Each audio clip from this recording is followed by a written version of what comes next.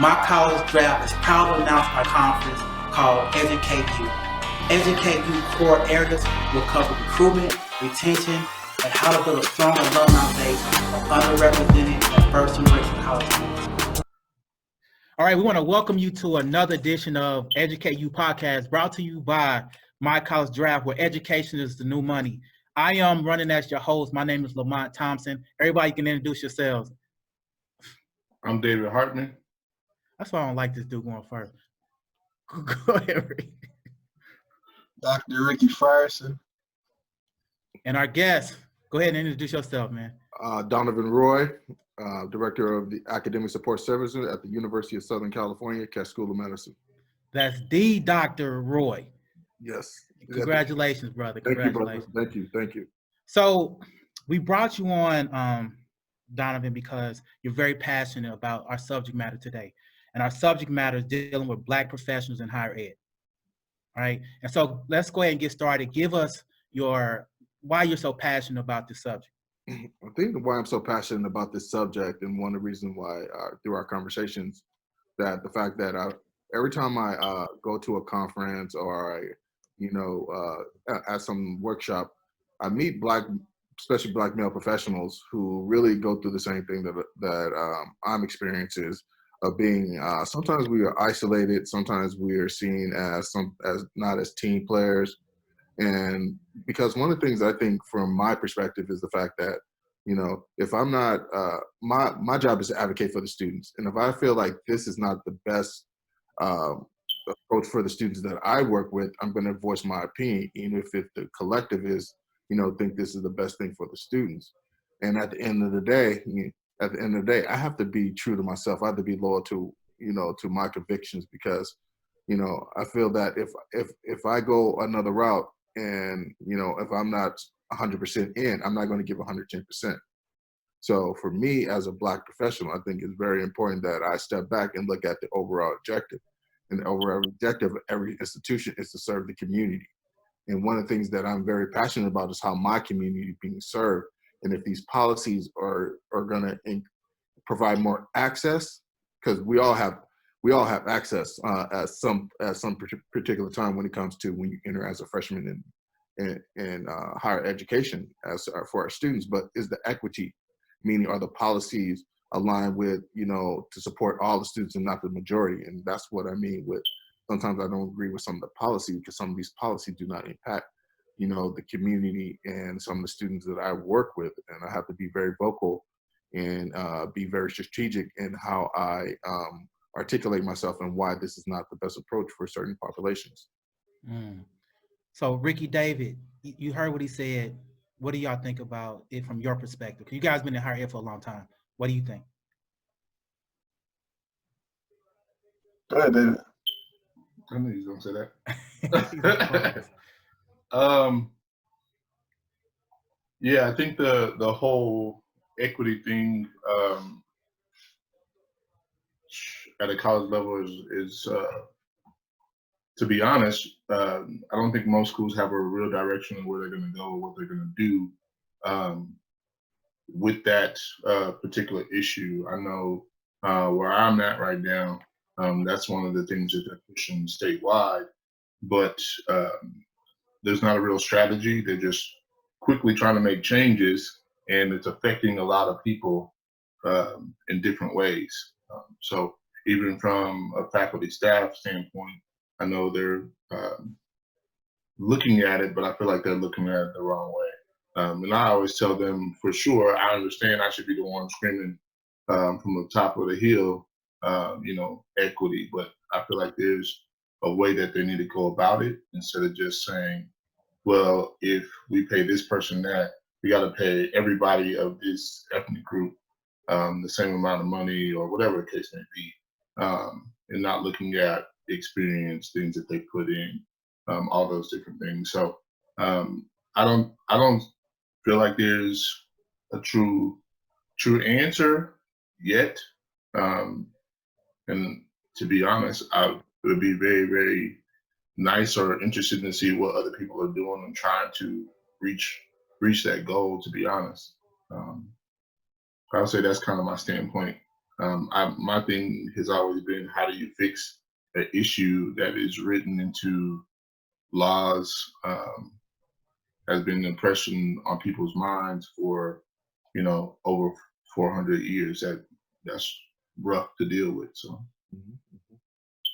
Ricky, did you want to chime in on this? Yeah, kind of echoing what both gentlemen have said. I mean, right now, there's in literature there's this construct about identity threat, where individuals from a minority background, suffer this thing of imposter syndrome, so on and so forth.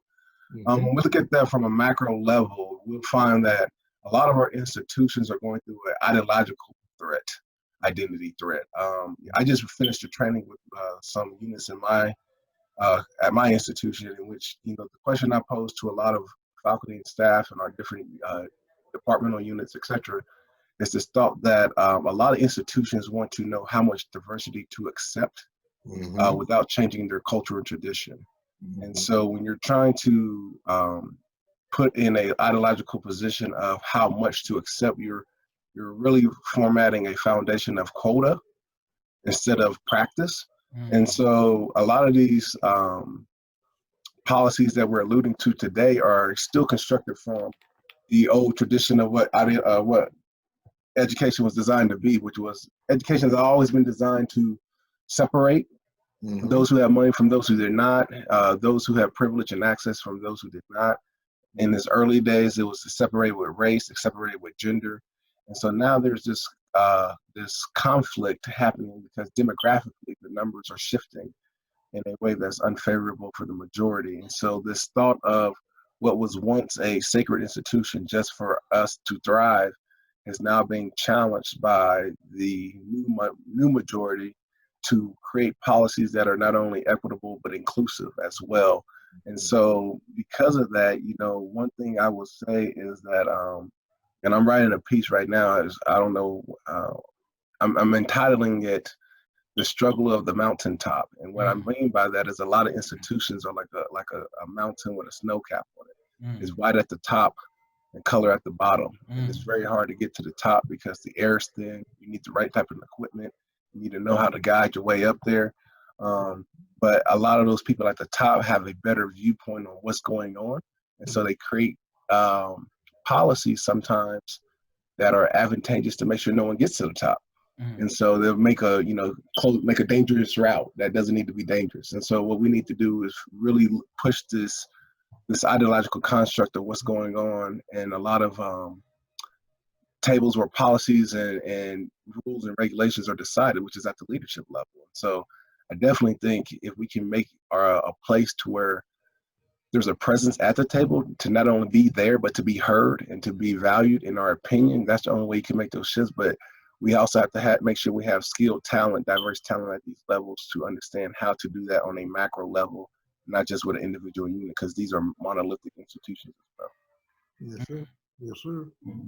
So for those that are tuning in for the first time, you listen to the Educate You podcast, brought to you by My College Draft for Education's New Money. We have David Hartman on the panel. We have Dr. Ricky Frierson, and we have Dr. Donovan Roy. So what I've been noticing is a trend. So across the board, I'm looking at announcements on LinkedIn of a variety of different people. And I love it. People of color getting roles of chief diversity officer, and it's over and over again. And then you mentioned the quotas, right? And so do you guys feel, in your honest opinion, that this whole diversity, this whole philosophy now is a trend or is here to stay?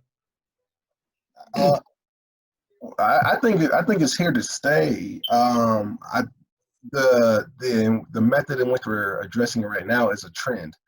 I think the push though is here to stay because the numbers aren't going to reverse. They're going to constantly become more minority majority across states and the nation.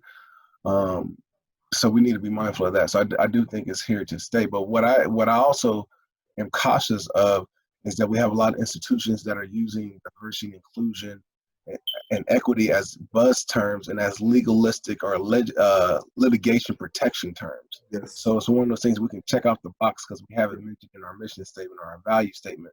but we're not really accurately measuring it. There's no actionable measures behind it, number one. Number two, I think there's this push on a lot of, in my research and a lot of talks I do, is this the difference between representational diversity. So are we just doing diversity just to get people to look different? Or are we doing transformational diversity, which is bringing together these differences in a unique way that allows us to have a greater fusion and synergy around important topics and research questions that our institution can answer? And if we're not doing those things, then I think a lot of times a lot of our institutions are just focused on representation. How do we get diverse people in?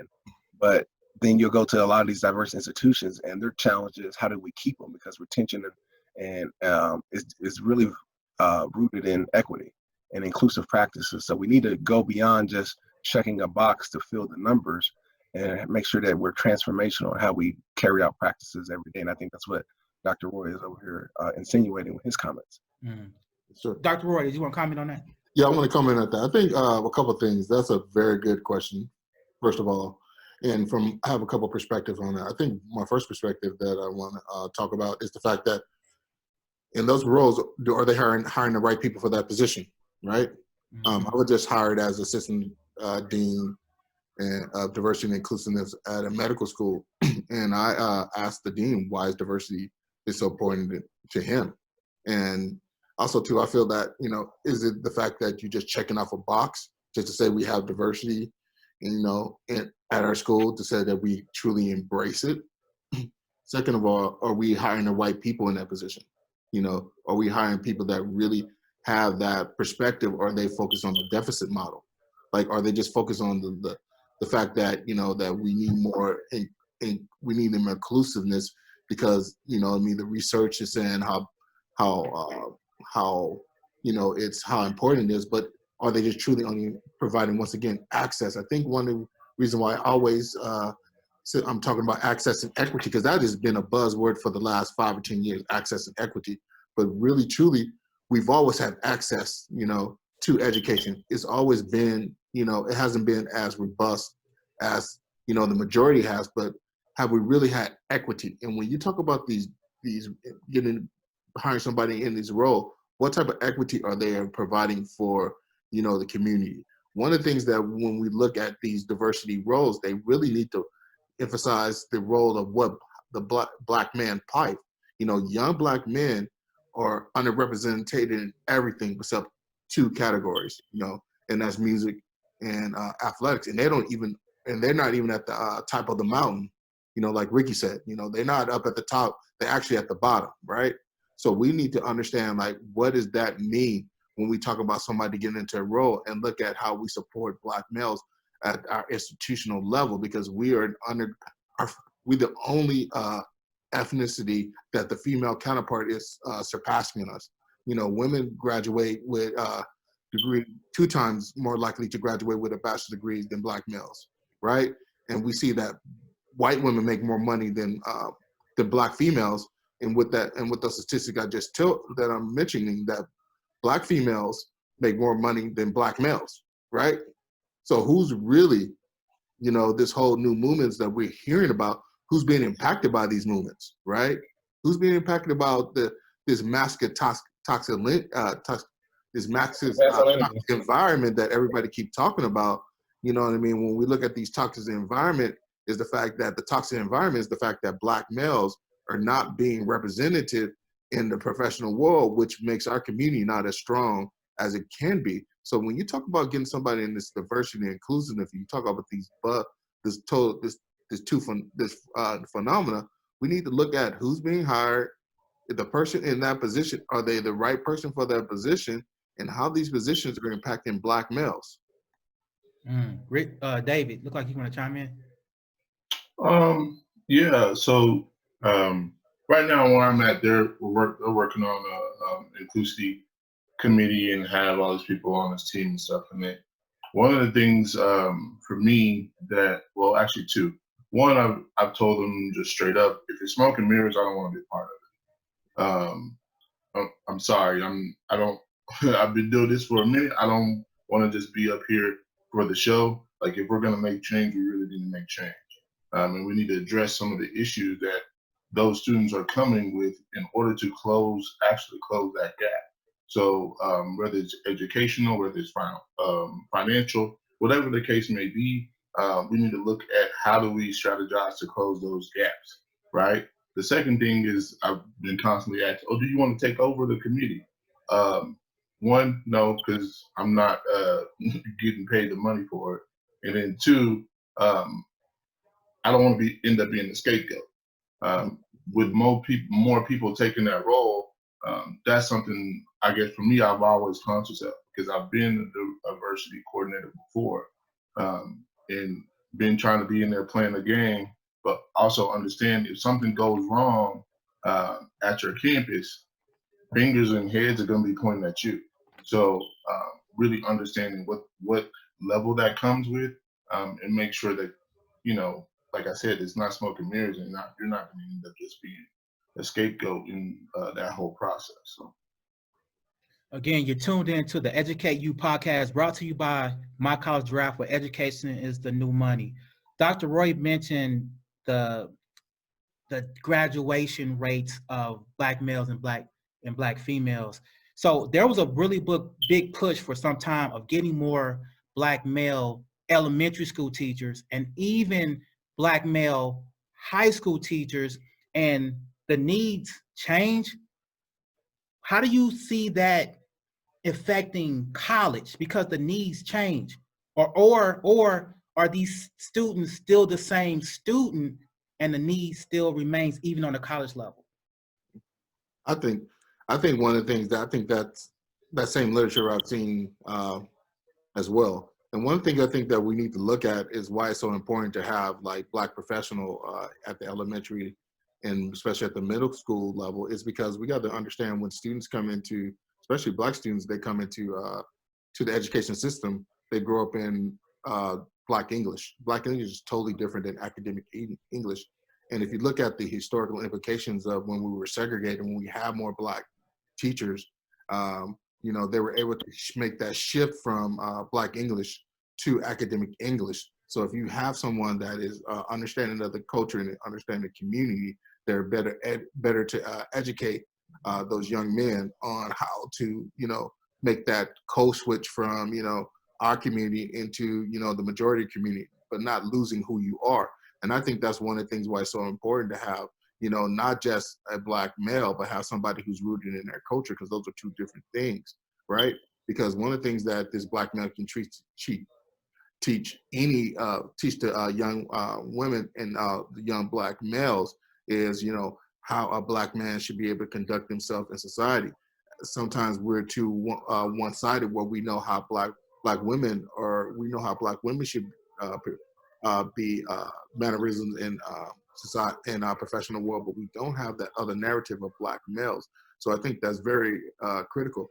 Another thing too is one of the reasons why also too is about exposure. You know, and we know about social networking. You know, in my current role, you know, my social network will be expanded to all students, because I have you three on this podcast that I can reach out if students need some type of support. You know, so I think it's very important that we have more, you know, not just one-sided, have Black women in our education field, but also too we have Black males also too, because that brings a holistic approach to our community, because we see it from right now, we're seeing it from one perspective now, and we're seeing it from majority from the Black female. And not to say that that perspective is not, you know, appreciated and not valued, because it is. But one of the things that we need, that other narrative, that other perspective. And also too, we need our young men to feel protected, you know, because when they go into some of these hierarchy, you know, with a principal office, vice principal office, and they don't have the same upbringing as us, me as a Black male, and my role as working with anybody who's worked with me, know that if any students from underrepresented students being in the committee, you know, and the higher ups are not understanding the complexity of what that student is dealing with, I do step up and explain from that other counter narrative that sometimes these people who are principals or who are vice presidents, if I was in elementary school teacher, I would give them that other narrative of what's truly going on. So I think having more professionals of color, especially black males, but you got to pay them. You know what I mean? You have to pay them.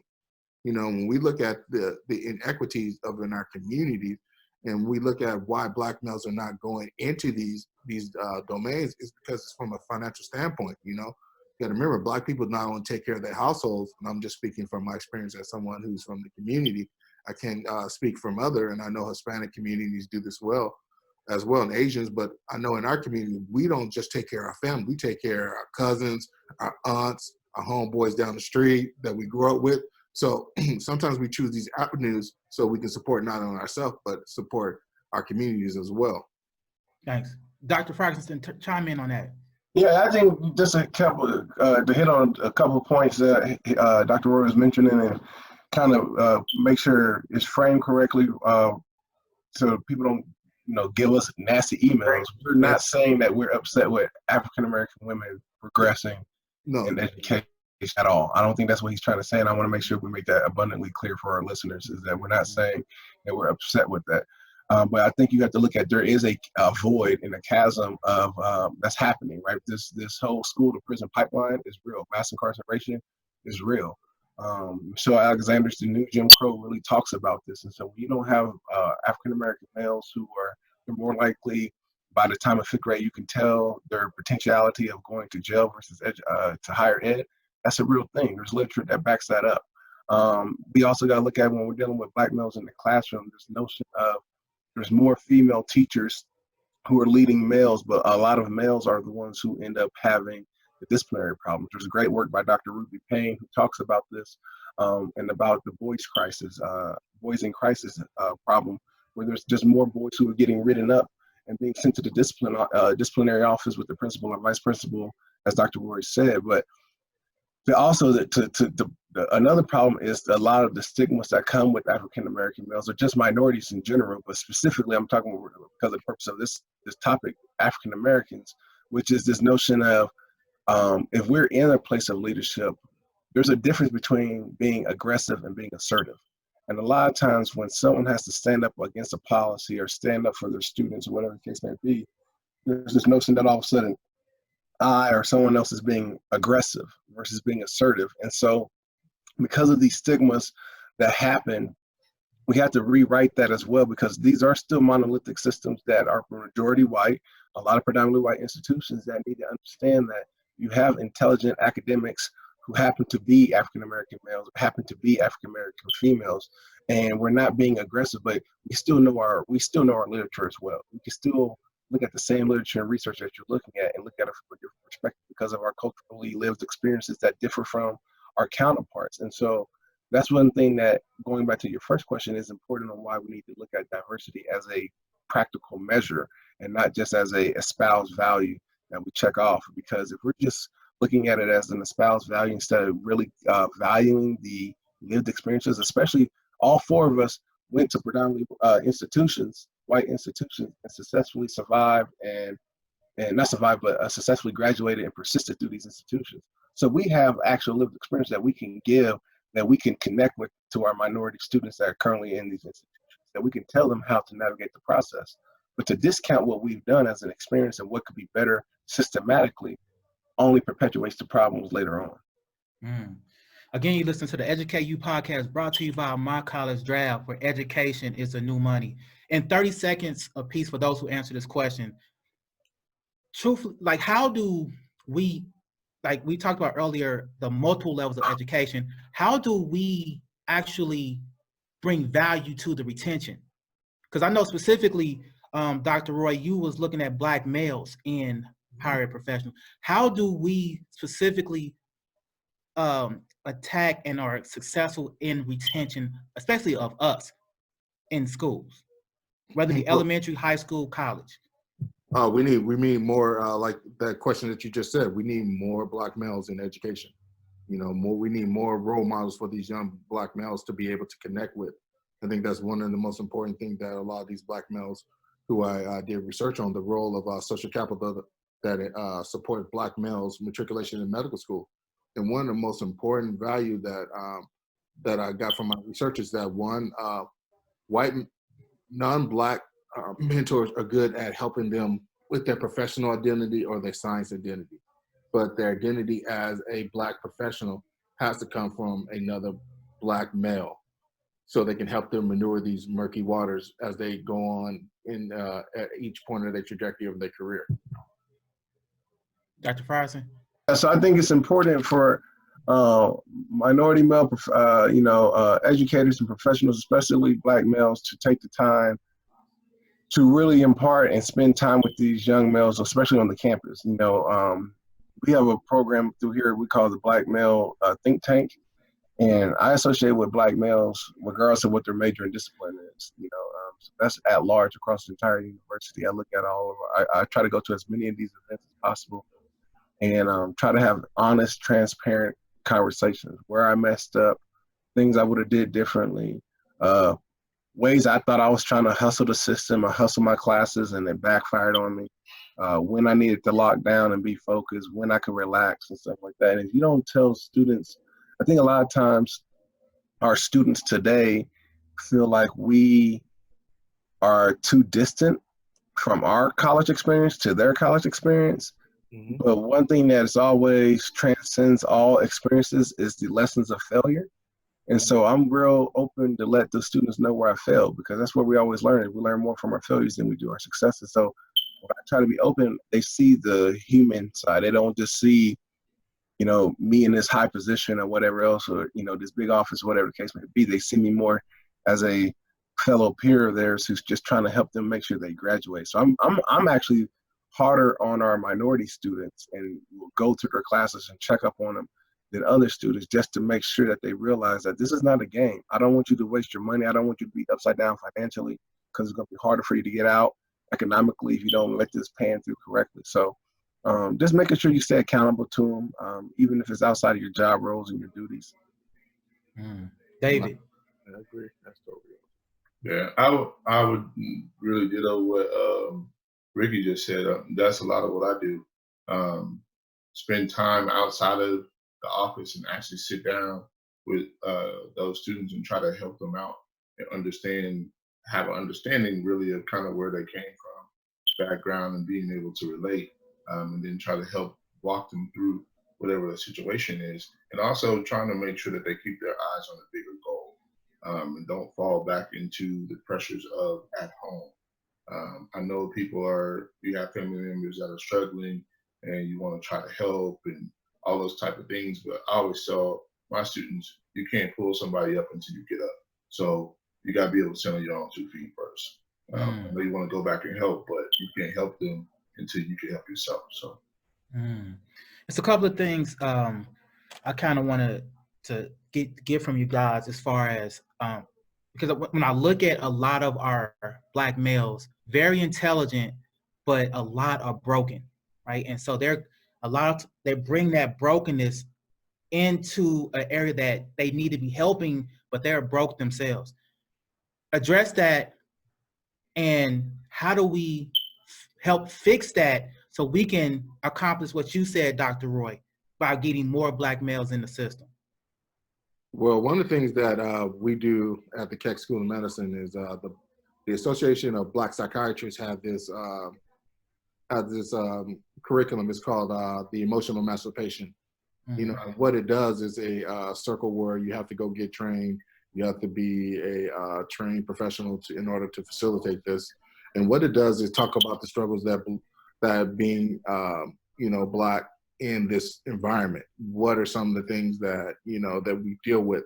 So I think a lot of times is making those connections. I think when you have students on a predominantly white institution campus, you have to be able to help them come together. And that's one of the things that I saw from my research, is that the fact that they had someone outside of the whole realm of sciences, they actually had a supporting group that can help them maneuver these dealing with stereotype threats, dealing with being misunderstood, and giving them the strategies and the mechanism to cope with, and just have a lending ear too. We need somebody, sometimes we need a sounding board. And I think one of the things that both of the gentlemen, David and Ricky, said that I really like, and as I'm reflecting on my own experience, as they said, is the fact that when I go outside and help students beyond the office hours, it's perceived that I don't have boundaries. You know, I need to have boundaries, you know, because one of the things that I understand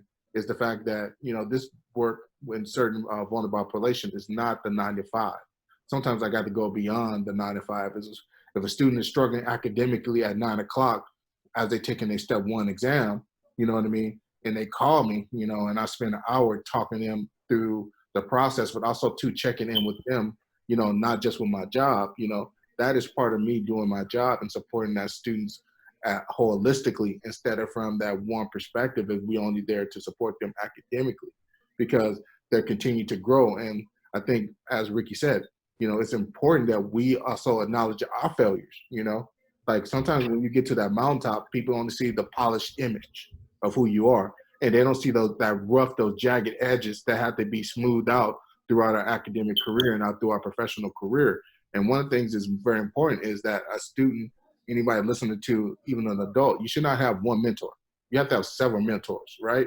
Because you can't have one person can be the end all and be all to you, to everything that you do. So for me, I try to connect each of our students to different mentors, whether it be, you know, a African-American male or a, you know, white female who's a surgeon, who's been successful and who's experienced a little bit different, but she can teach them how to be a professional in an environment when it comes to surgery. So one of the things that we need to do is identify the proper resources to support the people that we work with. But also too, one of the things is a wellness issue. Everything that has to do when our students come in is a wellness issue. Are we checking all the boxes? Are we providing them access to resources such as the wellness center? You know, that's one of the things that we do at the school that I work with. Every student coming to our campus has a 15 minutes wellness check. Everybody has a 15-minute academic support services check-in with me. So we make sure that we are identifying things that might come down a pipeline in the future. As being trained professionals, we can see things as they arise, and we always are trying to improve the plight of our students. So that's one of the things that from my experience in my professional career that has really helped those students who really comes on our campus with certain issues.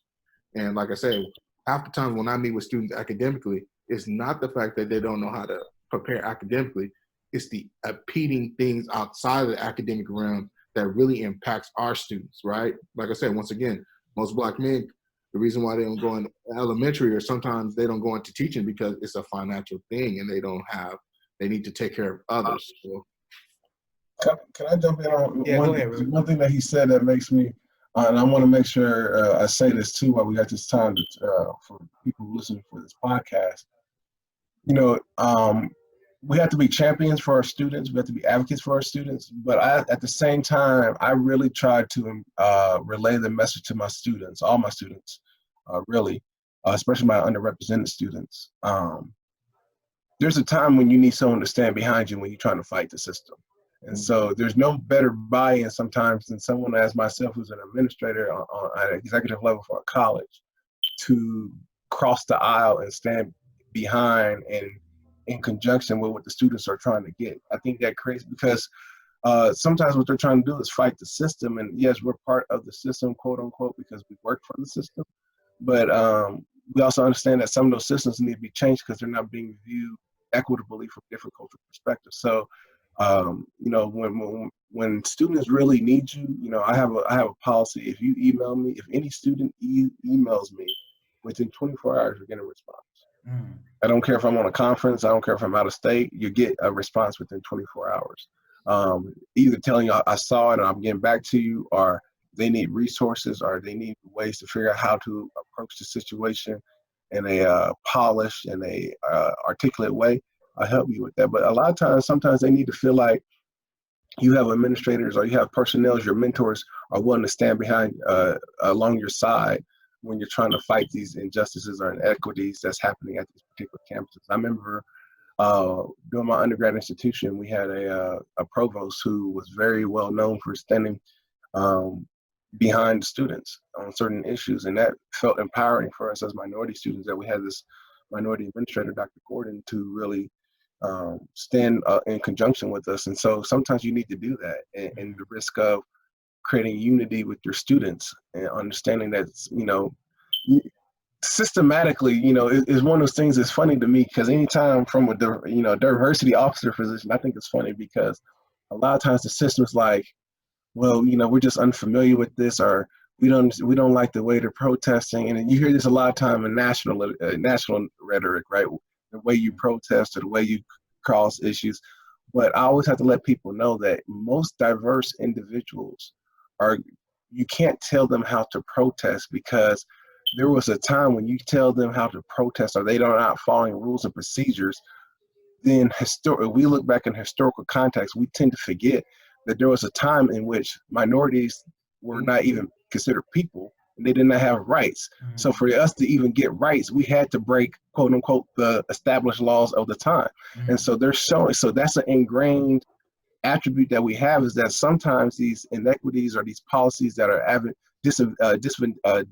disadvantaging minority students, they're going to go against the system. And you have to understand, they're not trying to, quote unquote, break rules, but what they're doing is they're doing that at the necessity to be heard of the inequities that are happening. And so sometimes we don't look at that from a systematic understanding of the historical context on how we even got many of the rights we have, just through different variations of protests. And so, I just want to make sure that we also say that sometimes you have to stand behind your students when they're trying to fight the system. Definitely. Dave, I want you to chime in because I've known you to every campus you've been a part of through this advocacy, been able to turn some things around and make things happen that did not exist at the school. So I need you to define your version of advocacy and how can people improve upon their version of advocacy. I think one of the things that has already been mentioned really is building or having a place with some structure for those students of like mind to come together and be able to have that support, and also to be able to have a voice, and to be heard at a certain level. I think that is extremely important. I know that's one of the things probably for me, if I didn't have in college, I wouldn't have made it through. And probably some of you guys can attest to that as well. But those things help, because there's so many other things that are pulling us away and feel like we're not being heard, which is, to be honest, a really, really big thing. But it's one thing for you to be out there saying something. It's another thing for the administration to actually start trying to make changes, or students can actually see shifts, or actually kind of say, hey, I can fit into this one way or another. So trying to find some type of way to do that. I've used really student organizations to do that, to bring those students together. And from a student life standpoint, when we have faculty and other people saying, well, what is Student Life for? Those things exactly, for those students to have a place to come together, for them to get their voice and their culture and their experiences out to other students. That's part of being in college, is sharing those different experiences, whether it be international, whatever, to share those different experiences and to learn from each other as well. So you're tuning into the Educate You podcast, brought to you by My College Draft, where the subject today is Blacks and professionals in higher ed. So while you guys were talking, I couldn't help but think about Du Bois and his talented 10th theory. And when I look at campuses where there's so few of us on campuses, I see such a separation that I can't understand why that, you got one in one position that's higher up, then you have one that's, maybe no type of, authority, whatever. Then it goes down to maybe somebody in the physical plant, but no one ever comes together to try to make it better for each other, as well as the students who look like them of color. So first of all, I need to know, do you guys see a talented 10th today? If not, how can we make that happen in, let's say, higher ed professionals? I think one of the things that sometimes I've come to recognize is that sometimes people don't resonate with their ethnicity. They may resonate more with their gender, maybe their sexual orientation, more than they resonate with their ethnicity. I think that's across the board. But that's one of the things that I see. Do I think there's a talented 10 on my campus? Yeah, I have some advocates that understand that are in higher in authority positions that really try to make things happen for underrepresented students. You know, and so I'm very blessed to be working in a progressive institution. It's not perfect. We do have our problems, but what we try to do at our Bless you. institution is try to provide more access and opportunities for those underrepresented students. But going back to what David was talking about is the fact that, and Ricky, is that it's all about advocacy is about empowering the students. You know, I think that all of us try to do our best to empower the students, to let them know that they're more powerful than they give themselves credit for. The worst thing that an institution needs is a bunch of underrepresented students marching on campus talking, or doing some type of initiative that support them because they're not being supported by the institution. It's very empowering. You know, we need to really make sure that students understand that they are a part of the collective, and when it comes to social change. And the only way social change has happened in our community, and we as Black people, we are so I feel like our contribution to our society is so under appreciated. Everybody, anybody who in color who's in power has benefited from the civil rights movements of the 60s. And sometimes we get left out of that narrative, and they tend to give more opportunities to these what they called minority what they call model minorities, the model minorities, and they don't understand that the fact that we're still struggling and we still need the same access that we need back 50 years when Martin Luther King was marching for a civil rights movement. So some of the things I have to say. I know that some of the things I might say may be kind of, not the popular things to say, but sometimes it needs to be said, because if we're going to move forward as a community, we need to come together and be able to, voice our opinion and respect everyone's opinion and what we bring to the table. And that's what I do. I do not like being around like-minded people. I don't want people to agree with me. I want people to challenge me, because that's the only way I'm going to grow. So the root of my question is, being at a variety of different campuses where so few of us, it seems like it's more like we're competing against each other to be at the table. Because it seems to me, to be very honest with you, my experience is that sometimes at PWI institutions, they only allow one or two to sit at the table. And the ones that don't sit at the table, for some reason, I can't see a connection. And I'm trying to figure out how we can make this happen. How can we make it a true talented 10th in higher ed? I think there's a couple things to kind of answer your question more directly. I think, first of all, to get a quote unquote seat at the table, you have to check all the boxes. Okay. You have to play that game. So you can have all the experience, and a lot of times they'll say, well, you don't have the terminal degree. So then you get the terminal degree, or then you don't have as much experience, or you don't know how to deal with large budgets, or you don't know how to deal with major divisional units, or whatever the case may be. There's always going to be something. So you have to check all the boxes. And quite frankly, when there's a lot of literature that shows that for minority people, having to deal with the daily struggles of just fighting in society in general, just in daily life, and then having to the option of trying to come and fight the ivory tower to fill out and check more boxes, it's just too cumbersome for some folks in a way that's like, I'm not here to just keep stressing myself out to appease folks, number one. Number two, I think there's a part where we as minority people, as a population, we're too divisive in our efforts sometimes, because we don't recognize what going forward. We're trying to figure out why we're doing something instead of what we're doing. And so like we're too fragmented sometimes. And I always try to get students to realize, for example, so since we're talking about Black males, fraternity life. People want to be fragmented. If the one common denominator that we all have, and I always try to tell all the Black males on our campus, is this: I don't care what fraternity you pledge or what you join. At the end of the day, the best thing I need out of each one of you, regardless of what institution you're with, is I need you to graduate, because that's how you change the numbers statistically. But a lot of times there'd be too much conflict, internal conflict. The bros in one chapter have an issue with bruh in another chapter, And now we're too divisive amongst ourselves to formulate, because the bottom line is that most of these predominantly white institutions, you have to realize, on average, the African American percentage is hovers around 8.9 to about 9.8% on average at a predominantly white institution. That is all the black students combined.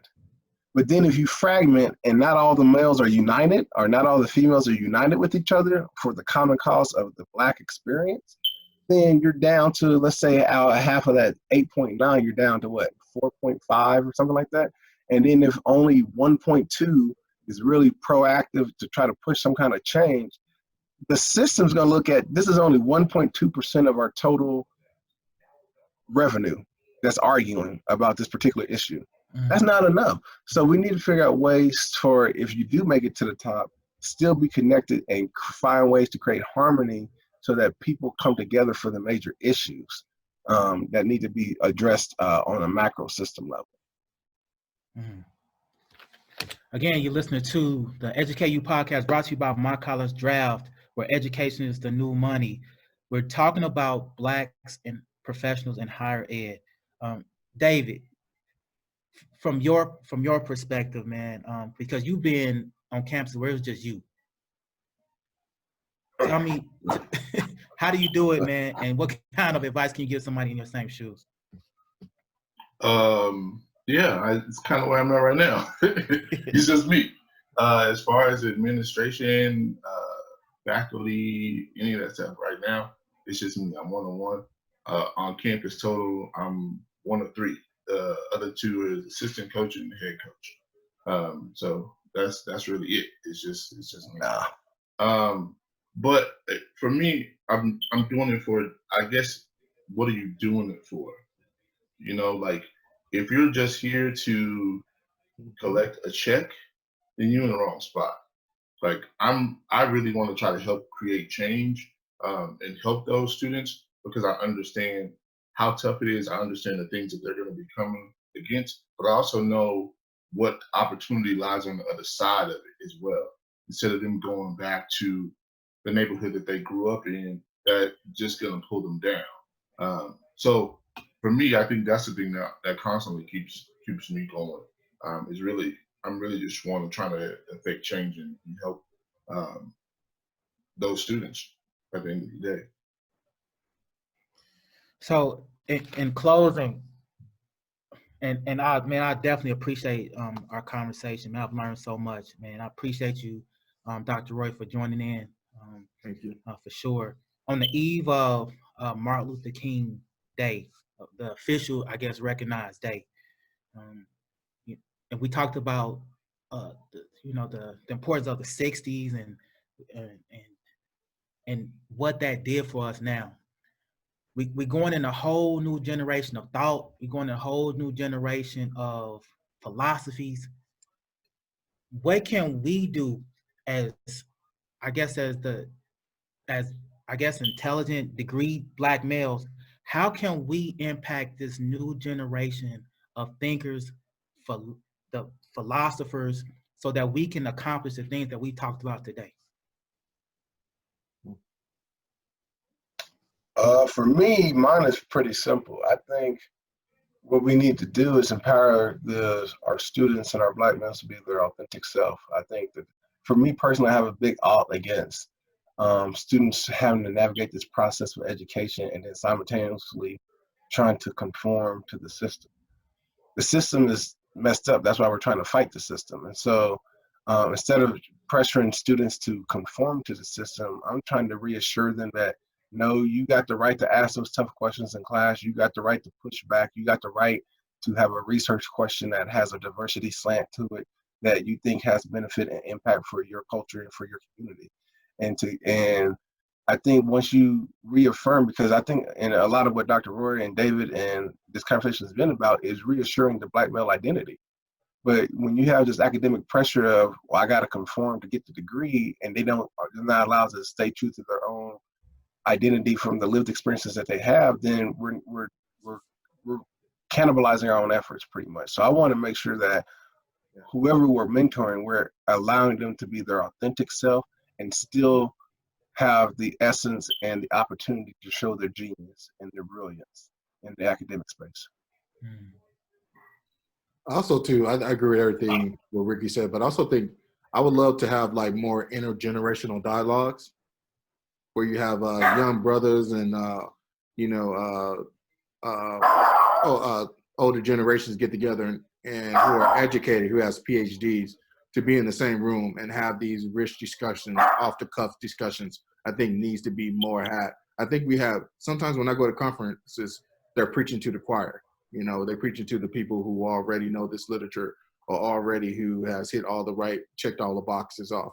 We need to go back and be able to go into the communities that really needs to be supported. You know, like some of the things I've done, I've gone into Watts, I've gone into Los Angeles, in those communities where, you know, a lot of people don't want to go into because they're scared. And I don't understand why you're scared to go into a certain community if you come in there if you come there for business. That's one thing about people don't understand about, you know, the inner cities and growing up into some of these low impoverished areas. If you come in there to make change, then you're going to be accepted. But if you come in there to pillage the community and take all the resources and then just do research and not give back to the community, then that's where the problem is going to be existed, because there's an untrust, because that's where that trust is going to not build in the community. So for me, it's always getting in front of young Black people, young Black men, young Black women, and other professionals, and really being able to make those connections. And one of the things that, a lot of things I wish we'd have touched upon is the Black parents. The Black parents are the most important commodity that we have in our community. And sometimes educators do not want to, you know, involve them in the whole, you know, aspect of rearing their child as education. You only give them a couple hours, 8 hours in school, but, you know, every day is that rich environment and family. So how can you educate the family to be more inclusive in part of this inclusive environment and not just the student? And that's where it's the most important. I think we're missing that's what we're missing in education, is involving the Black parent more into the education system. David. I would say a ditto, a little bit of both what was said. Really just trying to figure out, find your place in the system and understand that you belong, which is, I really think is one of the biggest issues that especially young Black males face. They feel like there's a lot of weight on, or we place a lot of weight on our shoulders that may or may not be there, just because of what environment we grew up in, what impression that we may have in our neighborhood or not, or whatever. But also understanding if you have a seat at the table, you earn that seat at the table. You also got to take advantage of it. It's the biggest thing for me, I guess. It's awesome. Thank you, fellas. There you have it. Educate You podcast, again, brought to you by My College Draft. Follow us on all of our social media, Instagram, Facebook. Subscribe to our channel, My College Draft channel. And remember, education is new money. Get some. Okay, I'll pick that. They say in the end, the strong